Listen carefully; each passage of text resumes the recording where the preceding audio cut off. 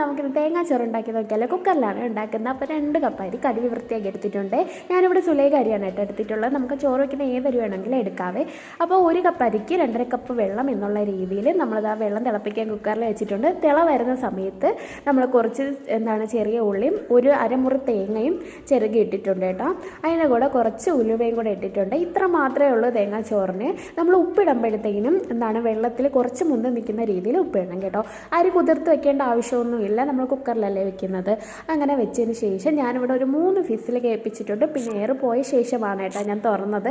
അപ്പോൾ അത് ഇതേപോലെ ആയിട്ടുണ്ട്. ചോറ് ഒട്ടിപ്പിടിക്കുന്ന രീതിയോ അല്ലെങ്കിൽ കുഴഞ്ഞു പോകുന്ന രീതിയോ ഒന്നുമില്ല കേട്ടോ. നല്ല പെർഫെക്റ്റ് ആയിട്ട് കിട്ടിയിട്ടുണ്ട്. അപ്പോൾ ഇതാണ് തേങ്ങാച്ചോറ് ഇഷ്ടമുള്ളവർ ഇങ്ങനെ ഉണ്ടാക്കി നോക്കാം കേട്ടോ. മിക്കുള്ളവർക്കും ഉണ്ടാക്കാൻ അറിയാം, പക്ഷേ ഞാൻ ഈ ഇടയ്ക്കാണ് ഇത് ഉണ്ടാക്കാൻ പഠിച്ചത്. അതുകൊണ്ട് വീഡിയോ ആയിട്ട് ജസ്റ്റ് ഒന്ന് ഇടാമെന്ന് വിചാരിച്ചതാണ് കേട്ടോ. എനിക്കിഷ്ടപ്പെട്ടു. അപ്പോൾ എല്ലാവരും ജസ്റ്റ് ഒന്ന് ട്രൈ ചെയ്ത് നോക്കിയാൽ അടിപൊളിയാണ്.